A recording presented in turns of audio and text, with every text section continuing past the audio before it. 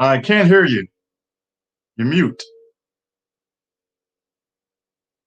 No, you're mute. Can't hear you.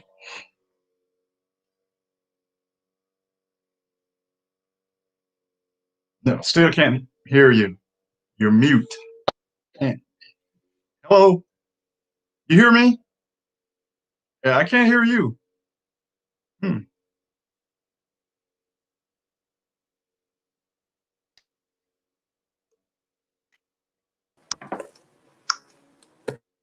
Now I hear you. Welcome to another Hello? segment. Oh, can you hear me? Yes, yes, I can now. Welcome to another segment of Delta Sip. I am Angela Buckman here, asking that you please subscribe to our YouTube channel on the Mike Magazine, Instagram, the Mike Magazine, TikTok, Mike TV 2020, and on Facebook, the Mike Magazine. Today we have with you someone who is from Mississippi, and he is I don't even know how to introduce him.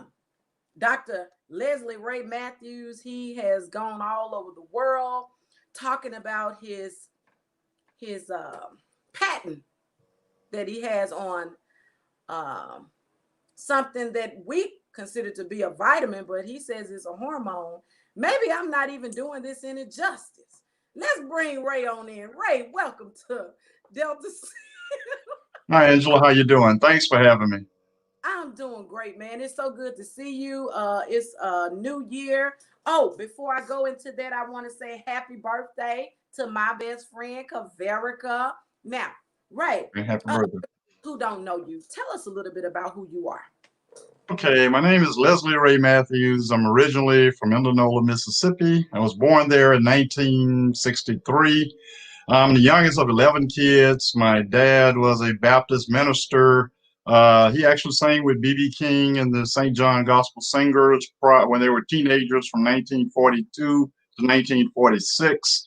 B.B. King thought they were good enough to become professional singers. However, the other four or five guys did not want to leave Indianola. So B.B. King left Indianola and became world famous blues singer B.B. King. So he basically honed his skills on my grandparents' front porch. So I said my grandparents and my family gave the world B.B. King. Uh, Thank you. Thank yes. you. Let me be the one Yes. to say. Okay. Then my mom had the first set of Siamese twins to successfully be separated in September 1955. From the time of Adam and Eve all the way up until my mom, she was the first one to ever have two conjoined kids that both survived the surgery successfully. Wow, wow, that's awesome. And who was the doctor or the midwife? Because when I hear you say they were back in 19, what year was it? 55. To me, some midwife had to be the one to do this. Uh, No, it was Dr. Clinton Battle. He was a 26-year-old doctor, graduated from Meharry Medical School. He was brilliant, very brilliant young doctor, very talented. And so it was a home delivery. He was a classmate of my dad's in high school. So my dad called him to the house. And the only way he knew they were twins, he heard two heartbeats. And so back in 1955, they did not have ultrasound, epidural anesthetics, and the technology that we have now. So it was a vaginal home delivery, which I'm trying to still figure out myself once mhm. you look at those pictures. And all three survived. You talked about epidural and all of Mhm. that type of pain medicine, but just talk a little bit about your mom because she had her own way of dealing with um, aches and pains. What did she like to do? My mom was taking herbal medications, so I learned a lot of stuff from her. And so people used to laugh at her, but she lived to be 93, and all the people who laughed at her died a lot earlier. So she was a more naturalist. She raised a home garden, so she ate a lot of organic food, did not eat a lot of fast food. She kept her weight within 20 pounds her whole life.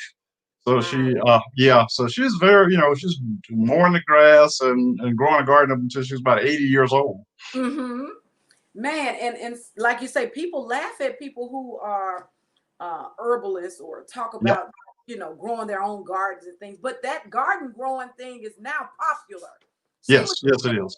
She was doing it when it was not popular. Is that correct? Yes, correct, correct. Ray, I want you to talk to me about Kirk, the former governor Kirk Fordyce. I've heard this story through your cousin, but I want you to tell me what happened.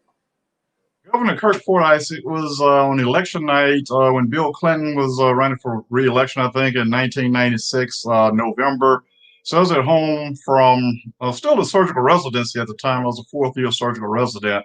So trauma I've always been very comfortable with and had a knack for trauma and critical care. It just came naturally to me. So I was working in the emergency room in Grenada, Mississippi, and we got a call that a patient was injured in a severe car accident, and the car caught on fire. So when he arrived, it was none other than the governor of the state of Mississippi, Governor Kirk Fordyce. Wow. So he was severely injured and stuff. And so, due to my training as a trauma critical care surgical resident, I knew what to do and how to stay calm. And so we treated him and got him packaged up and stabilized and transported him to Jackson. He's in a hospital in Jackson for 2 weeks, got out of hospital and resumed being governor of the state of Mississippi. Mm-hmm. Man, that's major because you're talking about Mississippi. Man, whoever would have thought man, from a small town like Indianola, Mississippi, could save the life of he was the then governor, right? Yes, he was then governor. He was a then governor at the time. At the time.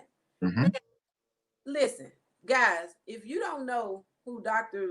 Leslie Ray Matthews is, you better tune in because it's like peeling back layers of an onion when we talk about Dr. Leslie Ray Matthews.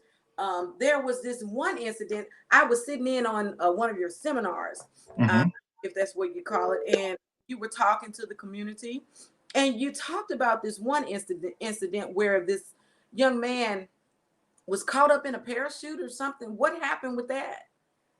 This gentleman was a former Army paratrooper, and so he was keeping up his parachuting certification. And so at 500 feet, his parachute got tangled, so he fell from 500 feet at 80 miles an hour and hit the ground with an immediate cardiac arrest. And so unfortunately, his two children were there, an 8-year-old and a 6-year-old, and they saw this. And luckily, there was a paramedic there at the time that was right on the scene, so he started CPR immediately.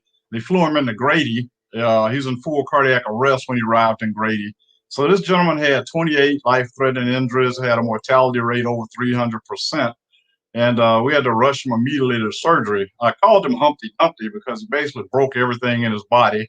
So we had to take him to the operating room and put him back together again. So he was in ICU for 3 months, got out of ICU, went to rehab from 3 to 6 months. And then, so now he's married, driving a car and getting around and enjoying a life.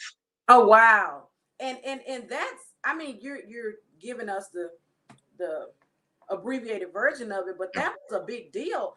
Talk a little bit about what you majored in. Tell us where you went to high school, where you went to college, and where you went. Okay, I graduated from Gentry High School in 1981. I then went to Ole Miss undergrad in Oxford, Mississippi, where I graduated with a degree in chemistry, pre-med, cum laude in 1985. Hold up. Did you guys hear that? Cum laude. Okay, that's a big deal. Okay, keep on going. Yeah, chemistry pretty hard. So I always had a knack for that. That comes naturally to me, things like chemistry and things, pharmacology, stuff like that. Then I went to Ole Miss Medical School in Jackson, Mississippi. I graduated from there in 1989. Then I went into surgical residency and graduated from surgical residency in 97. Then I came out and worked a couple of years in the ER to pay all my loans back. Then I did a fellowship at Mayo Clinic in the early 2000s, and then I worked at Grady for about 13 years, and then I just retired in December 31st, 2019. You were a teacher too. You were a professor, correct? Yes, I made it to full professor. First, you have a assistant professor, associate professor, and then full professor. So each one of those levels takes about 5 years, and you have to write so many papers to get promoted. Okay. Now, I heard you say surgical residency. And, Hmm. and when I hear someone say something about surgery, I think about hands. Your hands Hmm. have to be steady. Is there any truth to that? There's a lot of truth to that. You don't want somebody operating on you with a shaky hand. So you have to have a hand and nerves of steel, and you have to be fairly good shape too, because you have to be almost athletic and mentally tough. So it's kind of like being a top athlete. Let me ask you, because Hmm. the way you describe this, and you give us the abbreviated version of the things that have happened over the years. Yeah, how do you do it? Because me, I I can barely keep my bangs straight, Ray. And I'm just trying to wing it. But Hmm. your nerves, you made mention of your nerves. Yeah. Some people are not cut out for that. I mean, what did you do? Well, everybody's just different. Everybody's born with a purpose in life and stuff, and so you have to define, figure out what your purpose in life is. So I was always born with being able to stay calm under pressure and Oh, think versus panicking. So that's the first thing. And then I had like a steady hand, and I knew I wanted to be a surgeon from the time I was 4 years old. mm-hmm. That's awesome. So let me ask you, Hmm. did Dr. Battle play a part in pursuing, or he was just gone by that time and you remember what he did for your family? No, I actually met Dr. Battle. I actually knew him, and when I was a little bitty boy, he used to come out of the house after he left Indianola, Okay. Mississippi, when I was 5, 6, 7 years old. Mhm. So, and he would often talk about my Siamese twin sisters, and so I knew him from a personal level from coming by our house. Okay. And so anybody else in your family became a surgeon or any, you know? There aren't any other surgeons, but I have a cousin, Dr. O.L. Matthews in Detroit. He's a cardiologist. I have a cousin down in Florida. She's a family medicine physician. Okay. Wow. And a chiropractor in You're a her. chiropractor, yep. Yeah. Hmm. And so let's talk a little bit about this, what's pressing in the news right now. I know that people are concerned. They're coming off the cusp of the holidays where people were traveling left and right in, droves. And Hmm. we had a protest at the state's capital. And now I'm being told today that they're being encouraged to get tested for coronavirus. Um, Now, with us coming off the cusp of the holidays and going into what just happened on the 6th, what are the chances of this thing being a super spreader? Very high because this is an airborne disease. So if you just look at simple biology, I try to stay out of politics and I don't criticize any professional people. Everybody have their own opinion.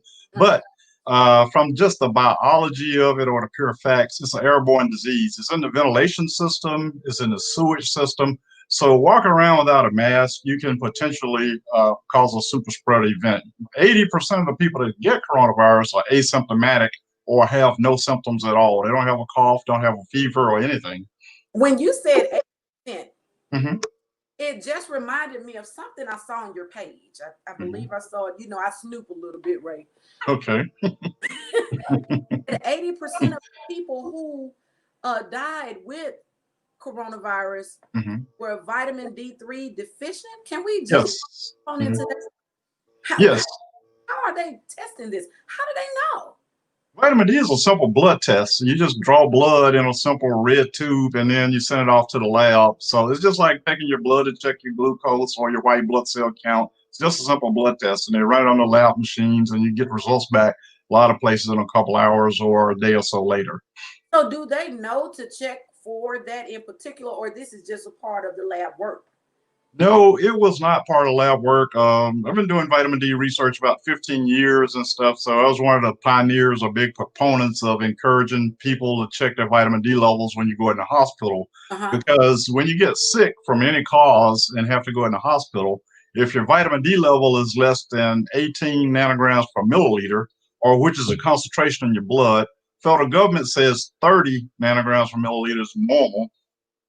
However, when you get to 18 or less, your risk of death goes up 30% from all causes or any cause of death. Say, for example, you come in with a traumatic brain injury and your vitamin D level is 10. The next day, your vitamin D level will be 5 because your level drops 50% within 24 hours of being in the hospital. Hmm. So, having it level less than 18 nanograms per milliliter when you initially come in the hospital, your risk of death of dying from that traumatic brain injury goes up 30%. So, Mm. yeah, you have a heart attack, same thing. You have coronavirus, same thing. So it's basically not taking vitamin D or having a low vitamin D level, you increase your risk of dying in the hospital. Okay, now you're saying that this is an airborne. Hmm. This let's talk about mutation. Hmm. Um, this thing I was always told that if you create a vaccine for one thing and that virus or whatever it mutates, Hmm. that vaccine is no longer um what you can no longer use that vaccine for the one you created it for, which is why they have to take so long to create one. I don't know how it works, but I was always under the impression that if you have a vaccine and this thing mutates, you need a new vaccine. Is it any truth to that? Well, not really. Well, from what I've read about the mRNA vaccine, where you inject mRNA into the person, and what it does is it creates a part of the spike protein and makes the body create antibodies. So, from what I've read, is they can basically modify these mRNA vaccines as soon as a new variant come out and they identify the DNA sequencing. Okay, so let me ask you this because we're so excited Mhm. about having this vaccine. But now we're hearing that you had one in the UK. Now they're saying it's one in South Africa. You call it I think you refer to it as a variant. Is that The correct? variant, correct. So why? What's going to happen with the ones that have been sent out from Moderna and Pfizer? Just hypothetically speaking. Well, they said in a couple of weeks they can modify those vaccines based on the sequencing of these new variants. So you actually have three variants out. You have the UK variant, the South African variant, and a Nigerian variant that's out. What? Yes, less is known about the Nigerian variant and stuff, but more is known about the UK and then the South African. So they're still sequencing the Nigerian variant. Now the UK is said to be very aggressive as it relates to it being contagious. Now, how is it that this thing was able to mutate? Is it because it has spread it so far as it can go, and now it's boom? How does mutation work? Viruses naturally mutate, just like the influenza or the flu virus. Every year, they make a different vaccine. So that's a natural part of viruses. They mutate naturally. Okay. Basically, when you're copying in DNA, there's always usually error made, periodically.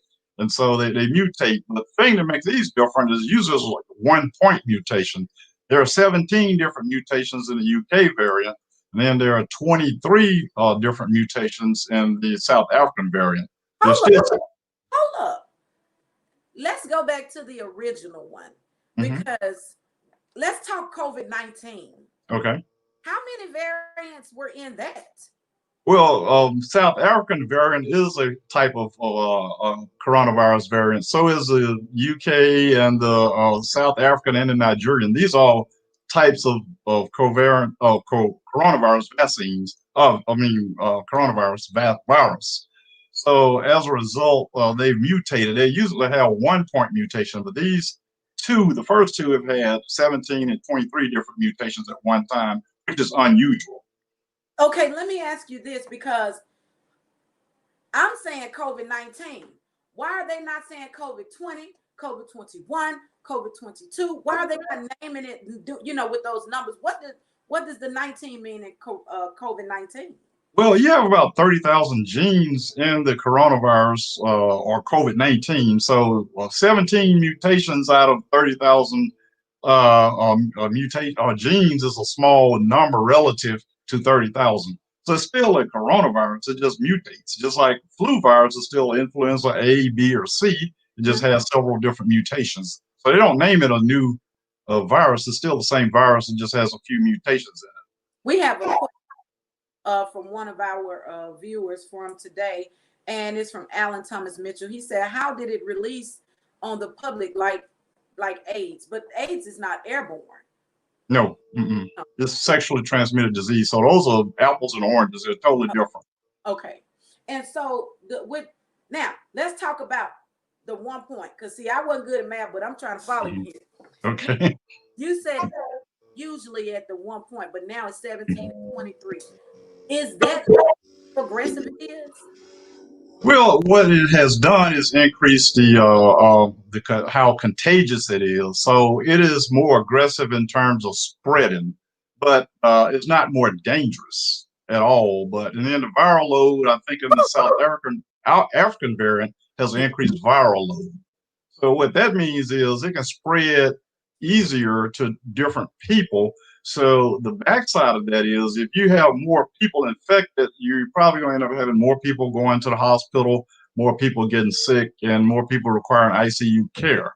But the virus itself is not more dangerous, just you have more numbers because it's more contagious. Okay, so I was watching the news and I'm seeing where people are being told do not resuscitate when it comes to the coronavirus patients because they have gone so far. Is this a decision made by medical experts, or is this like a chart that they go by, or how do you determine who to resuscitate it? You know, I mean, that sounds like a hard decision. Well, nobody wants to make those type of decisions, but when you have the disease is overwhelming the world and overwhelming the healthcare systems, they have algorithms and charts and things to go by and stuff. It's never an easy decision.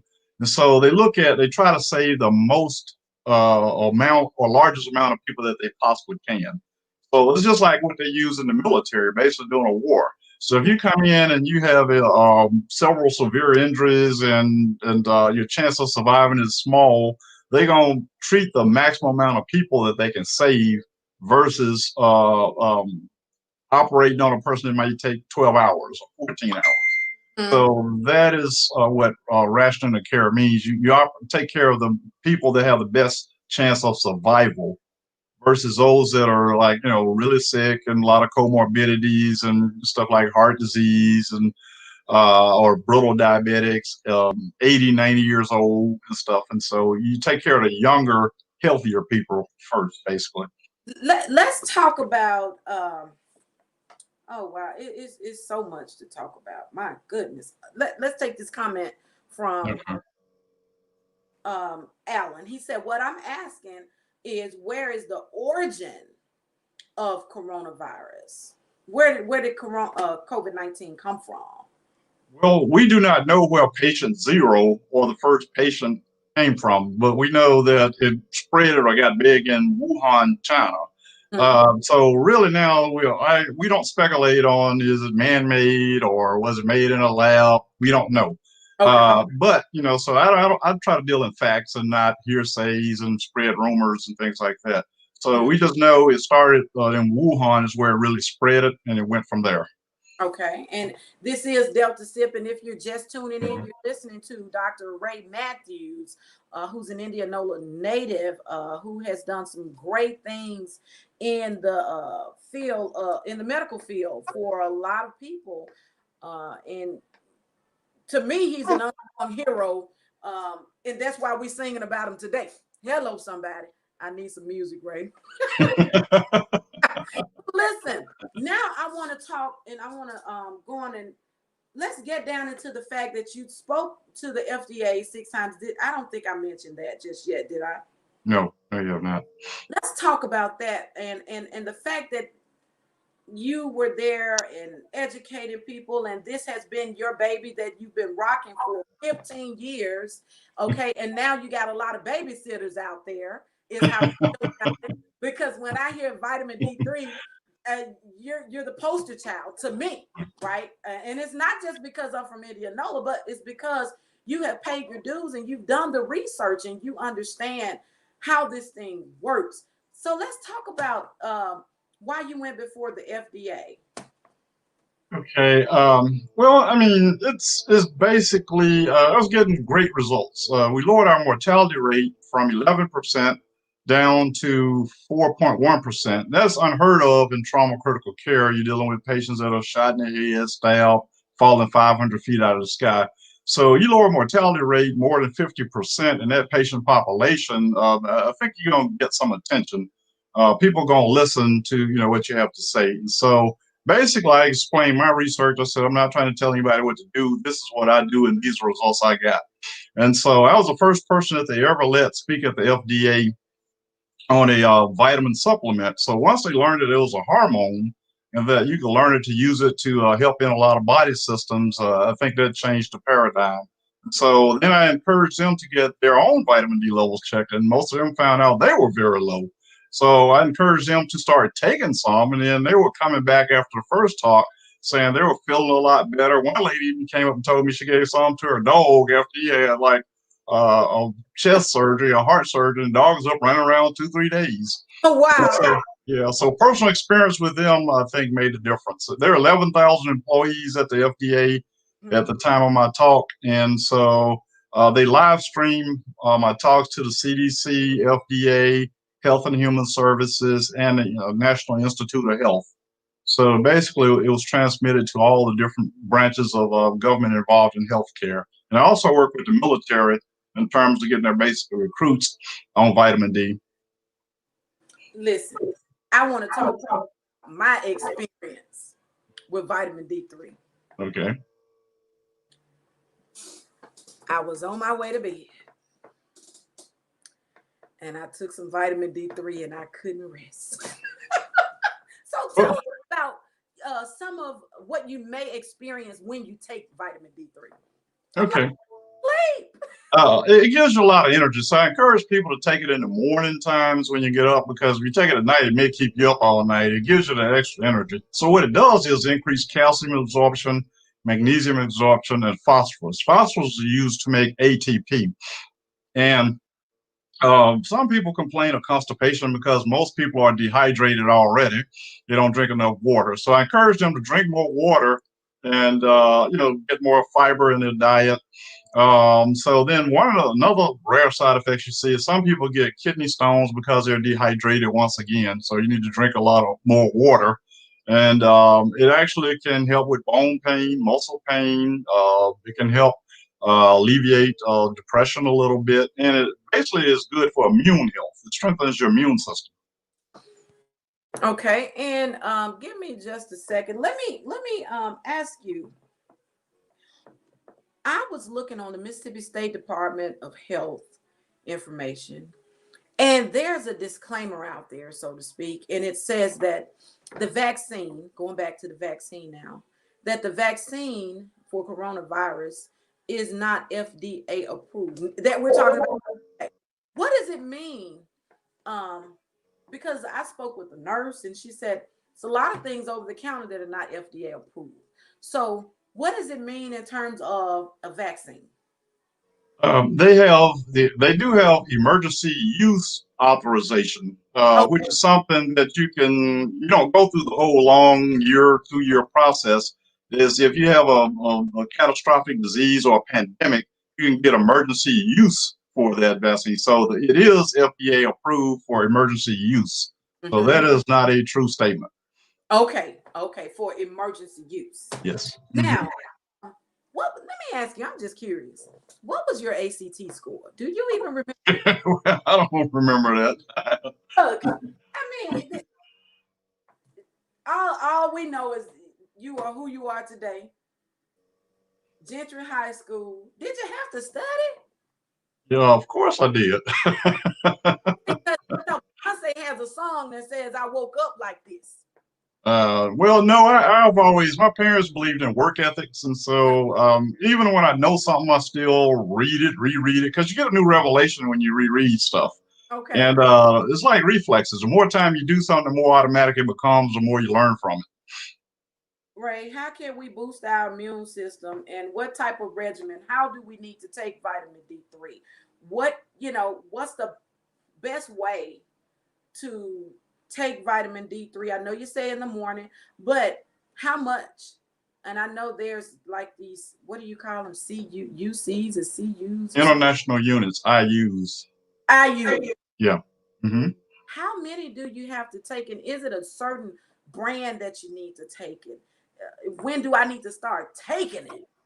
Well, everybody needs vitamin D from the time you're born, a call from the cradle to the grave, basically from inception all the way up until you take your last breath. I don't like to get over in the dosages Okay. unless I'm meeting with people personally, because there are some people that should not be taking vitamin D. Okay. Somebody with sarcoidosis or somebody with renal failure, everybody that's taking vitamin D, first of all, you need to get your blood level checked by your doctor, see how Sarcasm. low you are, and then if you need the prescription strength of 50,000 IUs, and then so this should be monitored or regulated by your physician because it is a hormone and it's not a vitamin, so it's not like candy that you buy across the counter. So it can cause side effects if you have certain medical conditions. So it should be done in conjunction with your physician. So Okay. there's no cookbook formula for it. And there's another way to get vitamin D3, which is from the sun. But I Yes. think it's at a certain time of the day. Is that correct? That's a great question, Angela. You can only make vitamin D from late March through early October. Late March. So, yeah, late March through early October. So it is January now. So if you stood outside from 12 noon to the rest of the day, you would make zero vitamin D When because it's the angle of the sun. You need the sun at 90 degrees in order to make vitamin D. The Earth rotates on its axis about 23 degrees. That's what creates our season. So the northern hemisphere is farthest away from the sun than the southern hemisphere.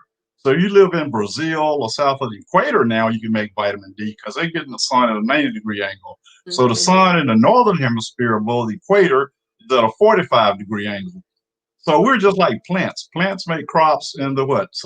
Spring and summer, and then they're harvested in the fall. Right. So we make vitamin D in the late spring and the summer and the early fall, and then we can't make any vitamin D between October and early March. So you can stand outside all day between now and March, and you'll make zero vitamin D.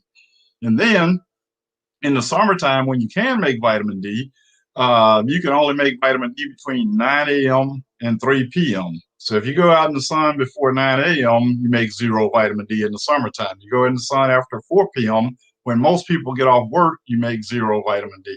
Mhm. And so it's basically a lot of biology involved in it. It's just not just take vitamin D. And darker skinned people need to be in the sun 3 to 10 times longer than light skinned people to make the same amount of vitamin D. That's because of melanin in your skin. We have melanin, which is a natural pigment, and it blocks 98% of vitamin D production. Melanin was important for dark people all around the earth that lives near the equator. It protects you from skin cancer and sunburn. So lighter skinned people can make vitamin D faster than darker skinned people. That's why you see so many healthcare issues with the darker skinned people because their vitamin D levels tend to run 30% lower than light skinned people. Oh wow. I didn't know that. That's why I say it's a lot of things a lot of people don't know about vitamin D. So it's just not just take your vitamin D. You got to understand the biology of the disease. And so there's a lot of things that go into it, a lot of biochemistry, a lot of chemistry. And so a lot of doctors were biology majors. They were not chemistry majors. So they don't understand volume of distribution and Ah, all those other different things. So that's why, they don't really understand it. They have a good understanding of it. okay. Now let me ask you this before you go. Remember you went, I think you went more than once. What, 3 times? I got invited like 5, 6 years in a row, though. What was the purpose for that? They have an international vitamin D conference in Dubai every year. Even though Dubai is close to the equator, the temperature gets up to 120 degrees in the summertime. Most of the people there, it's about 1 million people that are native citizens of Dubai. they wear the long burqas, and so their body is not exposed at all. And then it's so hot, they're inside all day, and they walk at night. They actually have beautiful parks. You see ladies out pushing their babies in strollers at 12 midnight. Wow. Yeah, crime rate is basically zero over there. I was shocked. I said, you couldn't do this in the United States, be out at midnight with your baby in a stroller. Uh, but anyway, as a result, their vitamin D levels are very low. So it's not a socioeconomic problem because they're wealthy. You know, most Right. citizens over there are very wealthy and they have some of the lowest vitamin D levels in the world. Mhm. And so they start sponsoring the International Vitamin D. The men over there, most of them have diabetes by the time they're 35. They have most of the women are vitamin D deficient. They have a lot of maternal and fetal complications during birth. So they're trying to figure out a way to get the vitamin D level up on the whole country. And they have naturalized health insurance. So everybody that's a citizen of the country has automatic health insurance. So it's not a problem of access. It's not a problem of economics. It's a biological problem. So vitamin D deficiency is the most common nutritional deficiency in the world. So you have 7.5 billion people on the planet, and I would say half of those people are vitamin D deficient. That's when coronavirus is able to spread so fast.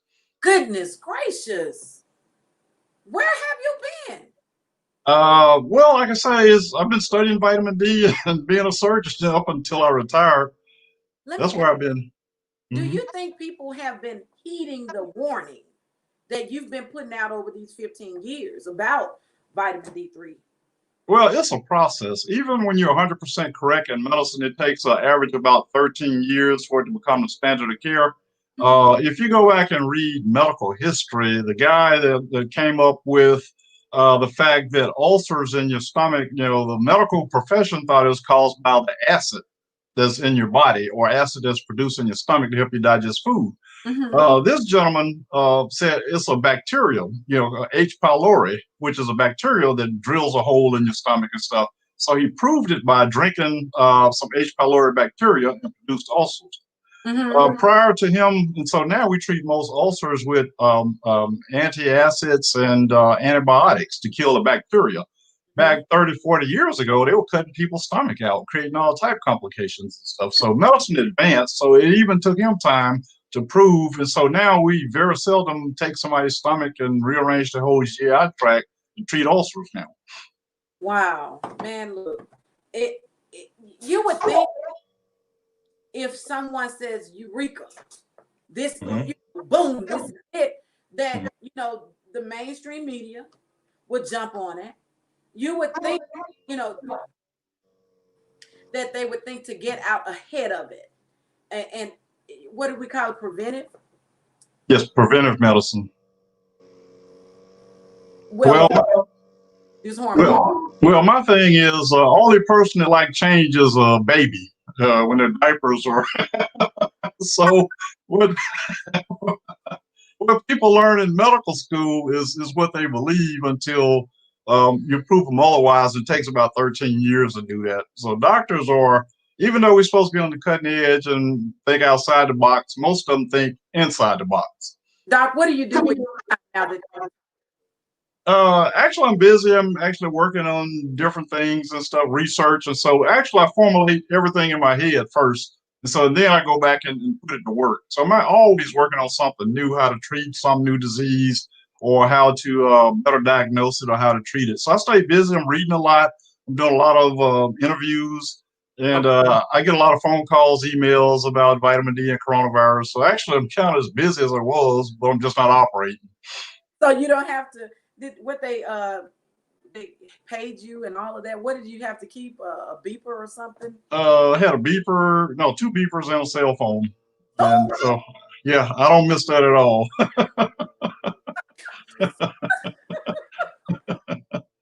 And I don't have to get up at 4 o'clock every morning. So I did that for 31 years. And so after 31 years, I think my body was getting kind of tired of getting up at 4 o'clock, working 80 to 100 hours a week and stuff. So I have a little bit more free time to do some of the things I want to do, just like do nothing, sometimes. Have you ever met Tony Fauci, Anthony Fauci? Not direct. No, I've not met him directly.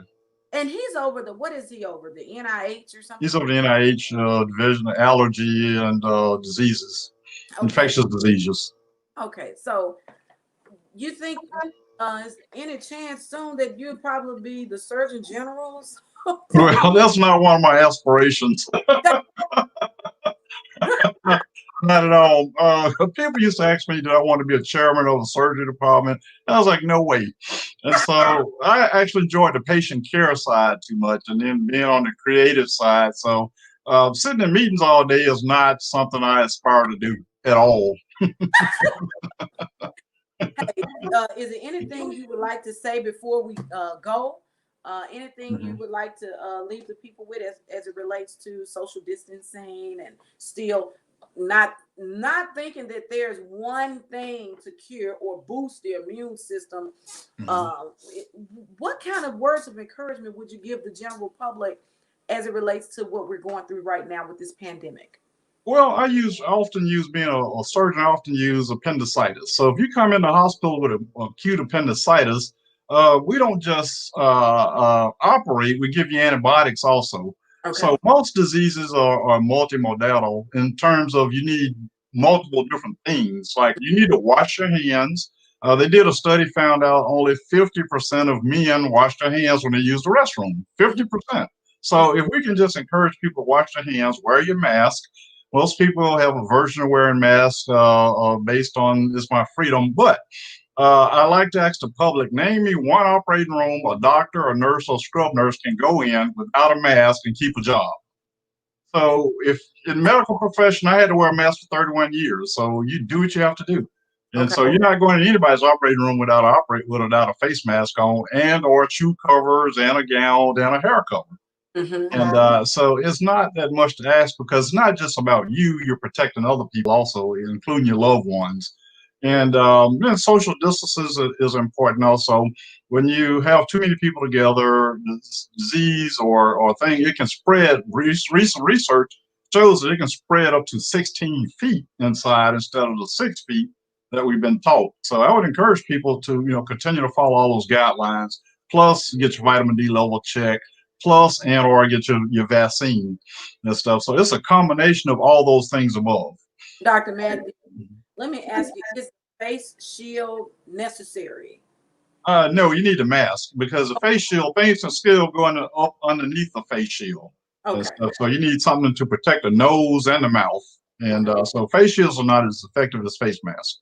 Okay. So it's just a marketing thing. Okay. Hmm. Thank you so much for that. Thank And you for having me. hi, man. It is so hard to get Ray. Let me tell you guys, it is hard to get up with Dr. Ray Matthews. And I believe him when he says he's busier now than he was when he was working in the ER Yes. at Grady. Yeah, Grady. Grady Memorial. And that's in Atlanta, correct? Yes. Yes, it is. Worked at Emory or something. What is it? It's great. Well, Grady is where the action is as a trauma surgeon, it is a level one trauma center. So the trauma surgeon you want to be where you can get the most experience, see the widest variety of cases. Had I gone to a less busier place, I would have been bored to death. So I guess you went where you were supposed to be. Yeah.